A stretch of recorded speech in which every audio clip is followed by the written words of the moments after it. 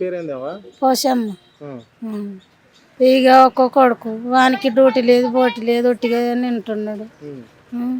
ముగ్గురు బిడ్డల పెళ్లిళ్ళు చేసిన కొడుకు చేసిన ఇక నా అమ్మ కూడా చచ్చిపోయిండు. ఇక ఉత్త చేయి బత్తలు అయినాయి. ఏది లేదు, చేతుల ఖర్చు లేవు, ఏం లేవు. మా అమ్మ కూడా ఉన్నప్పుడు చేసిన. వచ్చింది వచ్చింది వచ్చినాక రాలేదంటాను. వచ్చింది ఇప్పుడైతే ఏం లేవు, ఎక్కడ లేదు.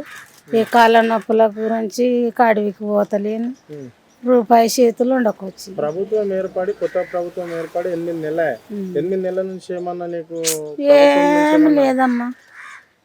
అర్ధెకరా భూమి ఉన్నది, దందోనటోళ్ళు లేడు, చేసేటోళ్ళు లేడు. ఆ కేసీఆర్ పైసలు ఎన్ని పడతాయి, మోడీ అని పడాయి. ఇప్పుడు పడ్డాయా మరి ఆ పైసలు? పడలేవు. ఇప్పుడు కేసీఆర్ ఉన్నప్పుడు పడ్డాయి, అప్పుడు పడ్డాయి. అమ్మ కూడా ఉన్నప్పుడు కూడా పడ్డాయి. మోడీ పడ్డాయి, కేసీఆర్ పడ్డాయి. ఇప్పుడు మోడీ లేవు, కేసీఆర్ ఒక్కని పడ్డాయి. ఇప్పుడు లేవు, ఎక్కడి సంవత్సరం వీళ్ళు గెలిచిన నుంచి లేవంట.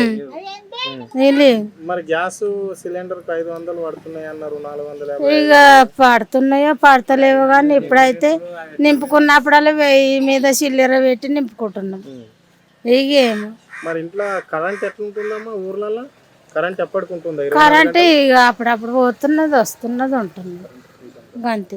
మరి కరెంట్ అప్పుడప్పుడు పోతుంది అంటున్నారు. పాత గవర్నమెంట్ లో పోయిందా కరెంట్? పోలేదు, అప్పుడు పోలేదు. కేసీఆర్ ఉన్నప్పుడు పోలేదా? ఆయన ఉండంగా పోలేదు. ఇప్పుడు కట్టిపించుకున్నాం, ఏం చేయాలి? బాధ, మస్తు బాధ ఉన్నది. ఏం చేస్తాం? బస్సు ఉన్నది, ఏమి పని అని పోతాం, పని ఉంటే పోతాం, లేకపోతే లేదు. పని లేని పోతామా? పోమా. ఫ్రీ ఉన్నది అని చేతులు ఏ కానీ లేని ఉట్టిగా తిరిగేస్తామా? ఉంటే ఏమన్నా పని మీద పోతుంది. ఏం మంచిగా ఇక ఒకటి మంచిగా అయితే మంచిగా, అన్ని మంచిగా చేస్తే మంచిగా.